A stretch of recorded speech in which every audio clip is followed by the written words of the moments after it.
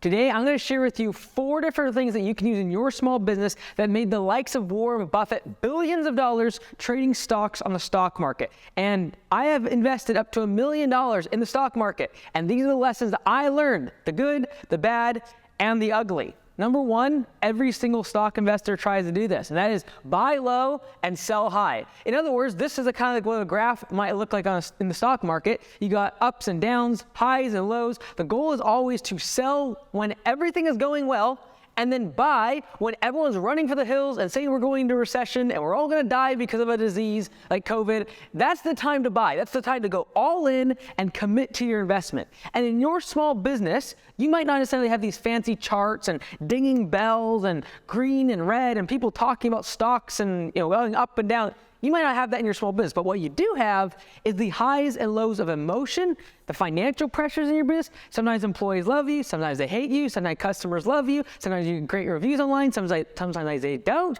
That's the highs and lows that you're going to experience in your small business. But the same is true that you need to go all in when the times are against you, when everything is going wrong, when the employee just walked off the job, and the customer yelled at you in the face, when the markets and the economy is not doing very well and your competition is starting to give up. That's the moment that you should go all into your small business. That's when you commit 100%. It's not fun, it's not exciting, it's not easy to do. Now, I was very, very lucky because in 2021, October of 2021, I made a video about how I was selling the majority of my stock portfolio to get into a real estate deal. I was very fortunate because just a few months later, the stock market took a massive tumble, and through all of 2022, it was down and going down, down, down, down. But the thing is, during that low moment, during when interest rates are going up and there's a war in Ukraine and all these crazy things, that's the time to actually buy stocks, not when it's crazy high in 2020 and 2021, when there's meme stocks and doubling and tripling day over day. That's not when to buy stocks.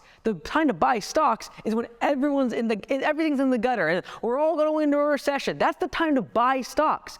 And so I went from having almost $1 million, actually just over $1 million in stocks, all the way down to about $250,000. And then throughout 2022, I just kind of kept buying because everything's low, low, low. And now, as I saw in January 2023, I kind of see like, hey, we're kind of out of the trough. A lot of the pain of interest rates has already been taking effect. And over the past few months, the stock market's done pretty well.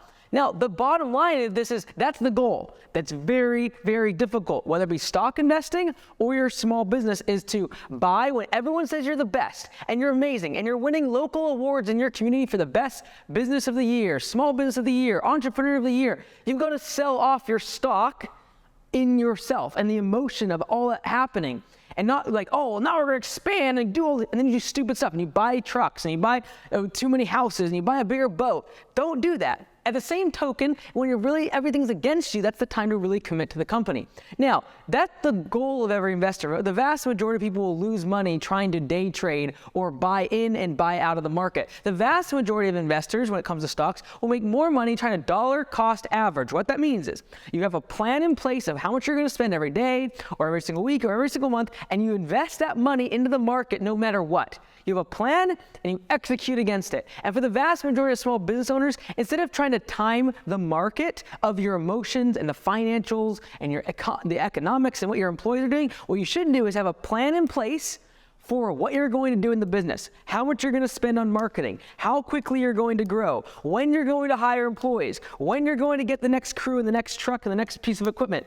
That is dollar cost averaging, committing to the plan in place instead of trying to buy low and sell high. The vast majority, more than 90% of investors in the stock market would be better off just committing to a plan and executing against it consistently regardless of the market and not getting involved in the emotion of investing. And the same is true for small business owners. Have a plan in place and execute against it. Don't do it based upon the economy or what your family thinks about you or how you're feeling that day or what your customers or employees think about you that day. You've got to just consistently have action and execution towards the plan that you have in place. And that's, in my opinion, the definition of dollar cost averaging when it comes to small business. Now, number 3 is buy and hold.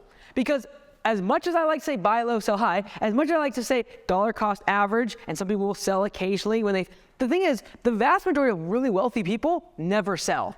They just keep consistently buying more and more and more. You look at like someone like Warren Buffett, for example, he hardly ever sells businesses. He hardly ever sells any stocks that he buys.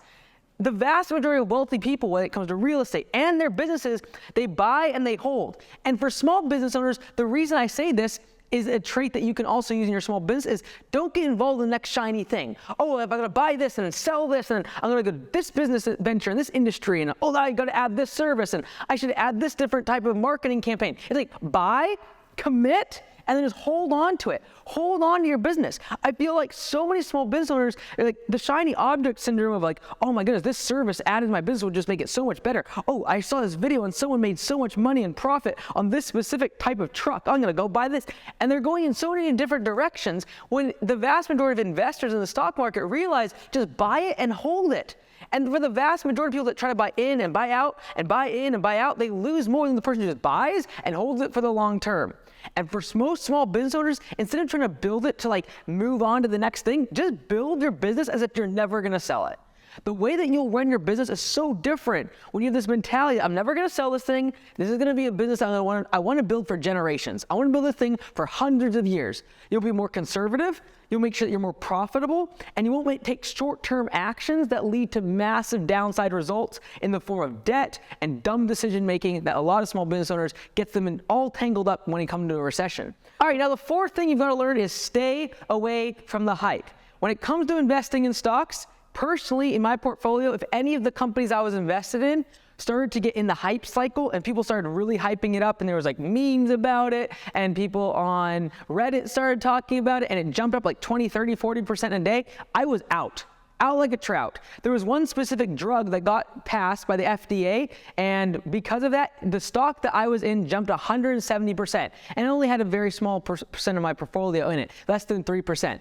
But at the time, I saw that and immediately sold, because sure enough, that's the highest it has ever been, and now it's like 5 or 10% of that value, because people buy into hype. Oh my goodness, the news. It's like, that has nothing to do with the fundamentals of the profitability of the business. And so I always try to stay away from hype in stocks. And if something goes up 30, 40% and then does it again and again, and now everyone else is talking about it, and now it's super popular to invest in meme stocks, and now it's really popular to invest in NFTs and crypto. When things get popular, the riches have been made. The bulk of the riches have been made when things get into the mainstream and they're really, really popular. So what does that mean? Stay away from the hype in your industry. So when you go to a trade show or a conference and everyone's hyping up a certain type of technology or hyping a certain piece of equipment or hyping up a certain type of marketing, it's like, I'm very cautious of the fact that the majority of the riches have already been made from that specific technology or that specific stock, which in this case is just something that's really popular. And I've seen it time and time again in industries where like, electric, we're all gonna go electric, and everyone hypes up electric, and it's like, it doesn't necessarily move the needle for my business to have an electric mower or an electric weed whacker. Like, there's some benefits to it, but just the hype of marketing in your industry can fog the direction and really cloud your decision-making framework for what's right for the business. The same way that hype in the stock market clouds the judgment of someone that is like diligently trying to invest in good companies that are solid, that might be making 1, 2, 3, 4% gains, and they're like, man, that other company made 40% in one day and then 120% gains, then jump the next day 400%. It can be very difficult to just stay in your lane and stay focused like a racehorse, blinders on, focused on the goal when there's all this hype action happening around you. In stocks, and in your small business, stop looking at all the different services and products you could sell and different businesses you could start and ventures and possibilities. And oh my goodness, I should go into sales. And I saw this one video and someone mentioned, you've got to stay focused. Now, not too long ago, even in my business, I was distracted by a lot of different opportunities and different additions I could do to my business.